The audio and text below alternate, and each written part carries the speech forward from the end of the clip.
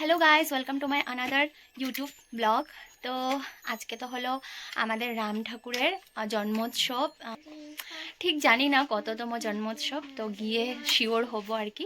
তো এই যে রেডি হয়ে নিয়েছি আর ব্লগটা এখন থেকে শুরু করলাম। সকালবেলা সিন্নি টিন্নি দিয়ে সুন্দর করে পুজো টুজো দিয়েছি, সেটা আর ভিডিও তোলা হয়নি। তো এখন মন্দিরে যাব, ভাবলাম তোমাদেরকে এই ব্লগটা সুন্দর করে শেয়ার করি। তো চলো ব্লগটা দেখতে থাকো। এই যে আমরা এসে পড়লাম মার্ঘেরিটা চারিয়ালি শ্রী শ্রী রাম ঠাকুরের মন্দিরে। আর এটা হলো ঠাকুর রামচন্দ্র দেবের 166তম শুভ জন্ম মহোৎসব। তো তোমরা এই ভিডিওটা শুরুর থেকে শেষ অবধি দেখবে বলে আশা রইল। আর ডেফিনেটলি তোমাদের অনেকটা ভালো লাগবে, বিকজ আজকে এখানে হরে কৃষ্ণর পুরো ভাইবসটা রয়েছে। যারা কিছু অসুবিধার জন্য আসতে পারোনি, তারা কিন্তু ঘরে বসে আমার এই ভিডিওর থ্রুতে পুরো কীর্তনটার উপভোগ করতে পারবে। আমি সকাল থেকে রাত্র অবধি রাম ঠাকুরকে ডেডিকেট করে পুরো ভিডিওটা করেছি, সবাই যাতে ঘরে বসে দেখতে পারো। আর হ্যাঁ, যে যেখান থেকে আমার এই ভিডিওটা দেখছো, কমেন্টে অবশ্যই জয়রাম লিখে যেও।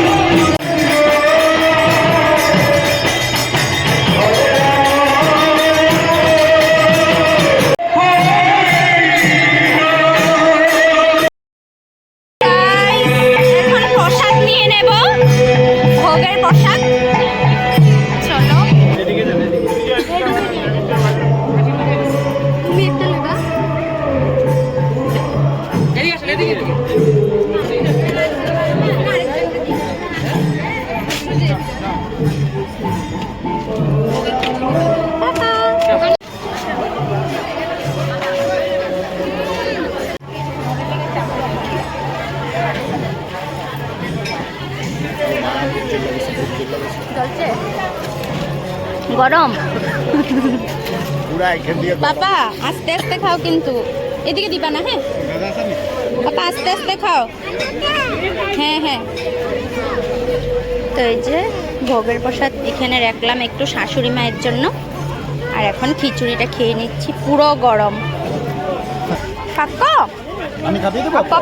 পাপা খাবিয়ে দেবে? থাক, আস্তে আস্তে থাক।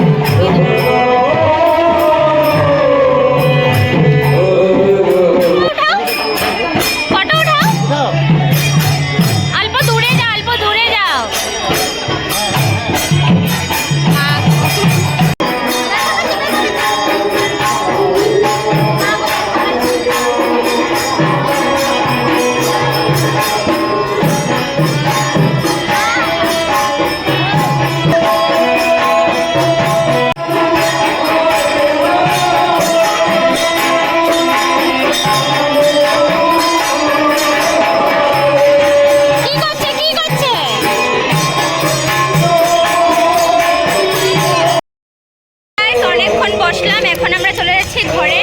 শাশুড়ি মা, দিদা শাশুড়ি ওরাও চলে গেছে। তো এখন আমরা চলে যাব, আবার রাত্রে আসবো। খুব ভালো লাগলো বসে, প্রথমবার আসলাম দিনে, দিনে আসাই হয় না। তো মন্দির থেকে এসে আর কোনো ভিডিও ক্লিপ নিইনি। তো আসার পর সোনাকে ঘুম পাড়িয়ে তারপর আমিও সন্ধ্যা টন্ডা দিয়ে সবাইকে চা দিলাম, নিজেও খেলাম। তারপর সোনাকে সন্ধ্যার খাওয়াটা খাবি। এখন দেখো রেডি হয়ে পড়েছি মন্দিরে যাওয়ার জন্য। প্রত্যেক দিন তো বসে টসে পার করে দিই, কিছু উপলক্ষে মন্দিরে যাওয়া হয়, এমনি তো যাওয়া হয় না। তো ভাবলাম গিয়ে একটু মন্দিরে সময় কাটিয়ে আসি। তো আমার শাশুড়ি মাও গেছে পাশের বাড়ি আন্টির সাথে। তো এখন আমরা তিনজন যাব। আর সকালবেলা তো শাড়ি পরেছিলাম, এখন আর শাড়িটা পরলাম না। তো সালোয়ারটাই ক্যারি করে নিলাম। তো তো ভাবলাম ব্লগটা যখন শেষ করিনি তো এটা কন্টিনিউ করেই সন্ধ্যার মুহূর্তটা তোমাদের সাথে শেয়ার করব। চলো, এই দেখো সোনা পাপা রেডি হচ্ছে, আমরা আবার নানা পুজো যাবো। হ্যাঁ, ওরে বাবালে।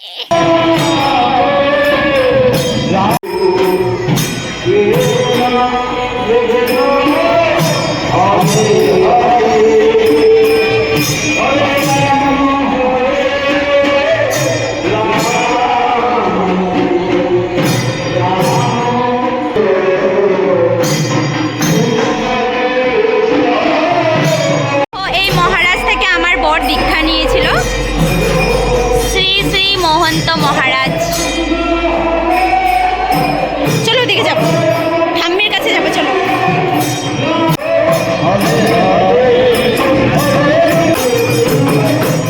ওই যে শাশুড়ি মা ওরা এসেছে।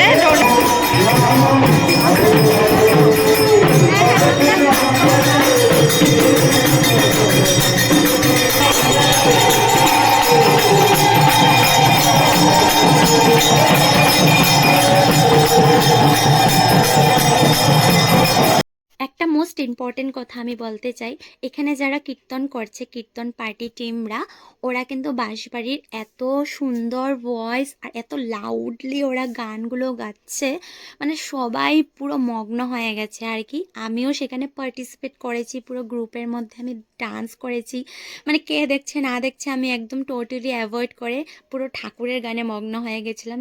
কীর্তন টিমটার মধ্যে আমার এক কাকু আছে, জেঠু আছে, আমি ছোটোবেলার থেকে ওনাদেরকে চিনি আর কি। তো ওদের সুনাম না করে পারলাম না।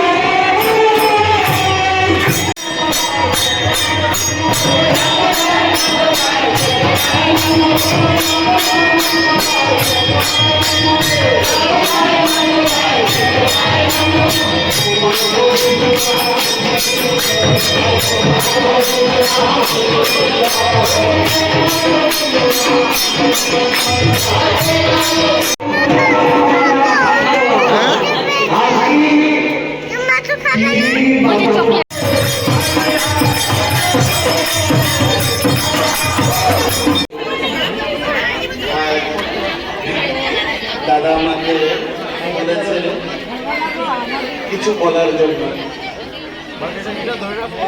আমি কি বলবো তা আমার ধারণা নেই। আজ গুরুদেব। তো গাইস এখন আসলাম খিচুড়ি নিতে। দিনেরটা তো খেয়ে নিয়েছি, এখন রাত্রে খিচুড়ির টেস্টটা একটু নেওয়া যাক। চলো। মা ওরা কই কই বমু লো তোমাকে পাতা তো এখন আমরা খিচুড়ি খাবো। এরা 5% চার্জ। হ্যাঁ, চার্জ তোমার চার্জ অফ হলে শেষ হবে। পরেন করছি ব্লগটা। হ্যাঁ তুমি লাগাওনি এই জন্য নয় দেয়নি। নয় নয় না, আমি খাবিয়ে দিচ্ছি। হ্যাঁ ওখানে একটা বসে দেবো দেখতেই লাগতেছে। গাইস খিচুড়ি খেয়ে নিলাম, শাশুড়ি মারা চলে গেছে। আর দেখো এখন মন্দির বন্ধ করা হচ্ছে, ওই দেখো। এইবার প্রথম পুরো এন্ডিং দিয়ে যাচ্ছি, খুব খুব এনজয় করেছি। কে দেখছে না দেখছে কি বলবে ওগুলো আর পাত্তা দিইনি, পুরো ঠাকুরের গানে মগ্ন হয়ে গেছিলাম। তো এখন আমরাও চলে যাচ্ছি বাড়ি। তো ঠিক আছে, চলো ব্লগটা এখানে করে দিচ্ছি। ভালো লাগলে লাইক শেয়ার কমেন্ট অবশ্যই করো।